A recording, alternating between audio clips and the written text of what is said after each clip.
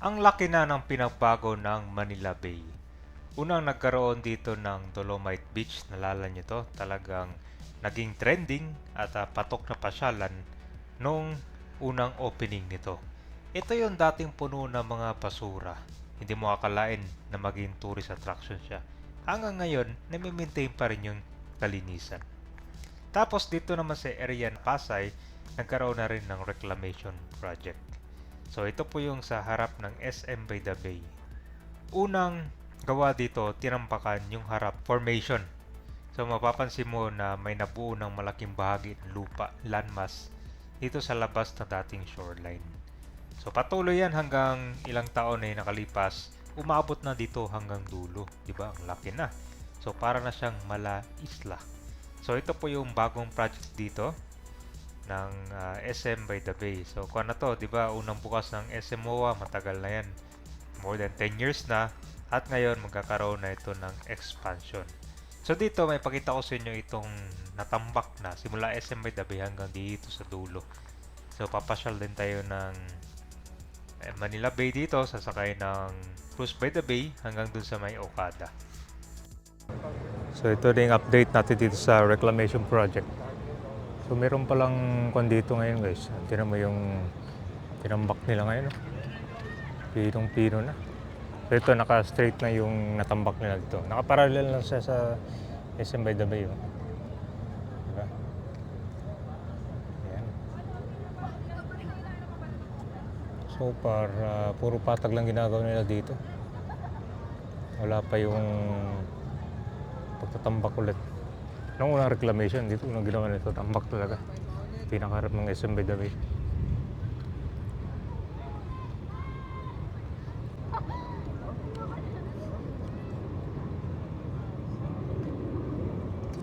Mamaya guys, sasakay tayo ng boat ride dyan. Pupuntahan ko dyan sa Okada.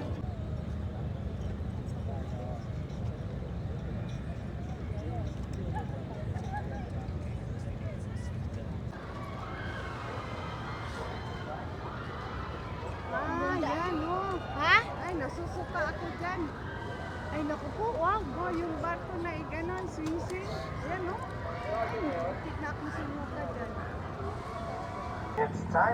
Dito rin guys, sa dulo to Seaside Boulevard Corner, Coral Way. Natatagpuan mo tong Cruise by the Bay. Oh. Paano? Araw-araw sila operational. Relax and enjoy the view. So itong biyahe na to, simula dito hanggang Okada. So tapos yan, babalik siya dito. Patok na ako ngayon, pasyalan to. Yan guys. Nalipat dati kasi nandun sa gitna ng SM by the Bay to. Yan guys, dito na yung docking point nila. Oh. Cruise by the Bay. Grabe guys, natanaw mo na yung reclamation project dito. Oh. Yung mga naghanap ng Cruise by the Bay, nandito na sila sa kabilang side, sa dulo nitong kalsada, nalipat na. So ito, operational I think ngayon araw-araw, lalo na pagka summer. Naantala lang to minsan kapag panahon ng bagyo, minsan walang biyahe, pero ito naman. So madalas puno, may panahon naman dito na konti lang yung pasahero. So dito, simula tayo sa SM by the Bay, dito labas na. So ilang meters lang ay matatanaw mo tong natambak na nila, no? Kita mo? Ngayon, mapapansin mo na parallel at saka nakapatag na yung mga buhangin na natambak nila dito. Pero mapapansin mo, ang laki ng espasyo.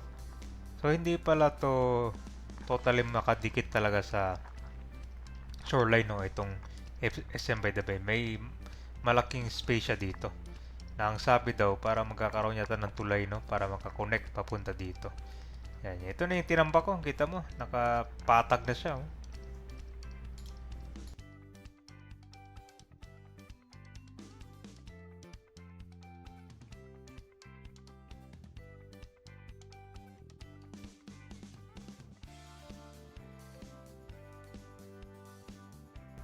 So, tanaw mo na dito yung paglitaw ng island or itong formation.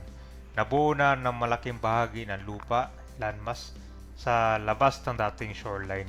Ang mga heavy equipment at sand pump ay patuloy na nagtatrabaho upang patatagin ang pundasyon ng bagong lupa bago simula ng pagtatayo ng mga kalsada at at drainage system. Ito na siya, oh. Yan yung MOA Eye o yung Ferris wheel. So itong layunin ng project na to ay magkakaroon ng mixed-use commercial space, mga bagong mall, extension at ito mga office building. Siyempre meron din mga residential towers, mga luxury condos na may view ng Manila Bay sunset. Kumbaga parang umabante lang siya, no? Ganon din kung namasyal kayo dito sa Asiana City, ganon din makikita nyo puro mga building. Pero yung building siguro dito hindi ganon kataas, parang may height limit lang kasi malapit sa airport eh. Siyempre, hindi mawawala din dito yung mga green space. Ito yung kailangan natin dito sa Metro Manila na magkakaroon ng mas malawak na public park.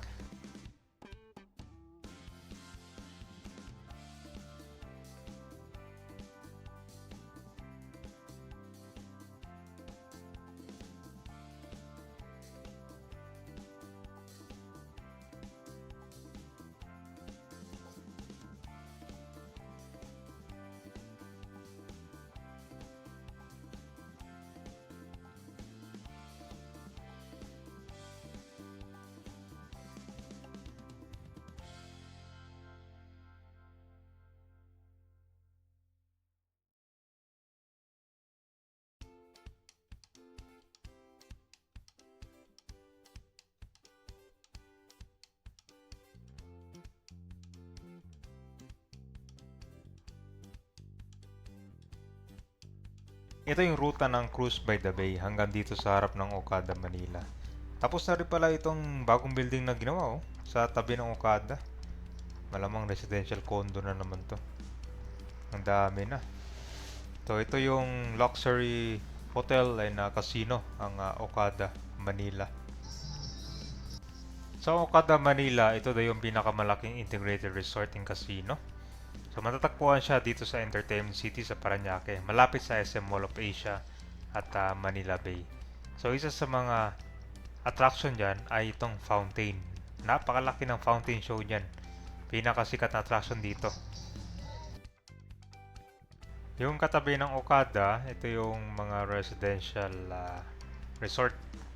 Paligiran siya ng Bayshore na mga dambuhalang attraction. Katabi ng Okada, Manila, malapit sa Ayala Malls, Manila Bay.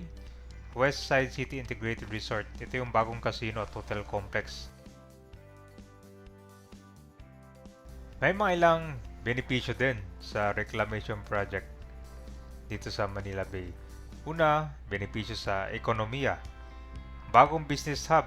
Layunin ng mga proyekto gaya ng 360 at Horizon Manila na maging the next generation city na para bang BGC or Makati. Siyempre magkakaroon din ng libu-libong trabaho ang malilikan nito mula sa construction hanggang sa employment. Revenue para sa gobyerno din. So, siyempre, kung may advantage, meron ding disadvantage. Marami din akong sabi kapag tinambakan mo ng tambakan ang dagat, magiging malalada yung baha. So I think isa rin ito sa mga solusyon, no, sa urban sprawl. Dahil sobrang sikip na sa Metro Manila, itong pagpapagawa ng bagong lupa sa dagat ay isang paraan para magkaroon ng space para lumaki ang populasyon.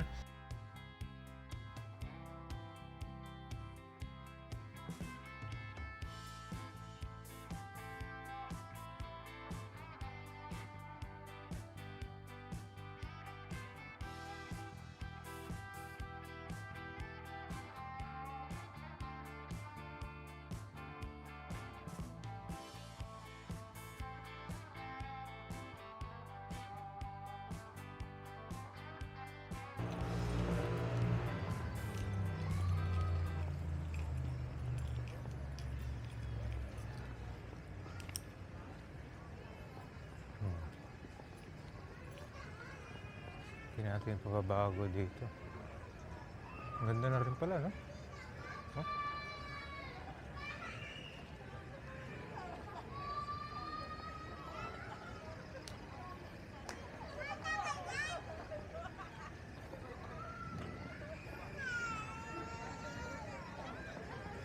Ayun guys, usually, ito, 5 PM din nandito. Marami nag-aabang ng sunset. Nakatapos lang din.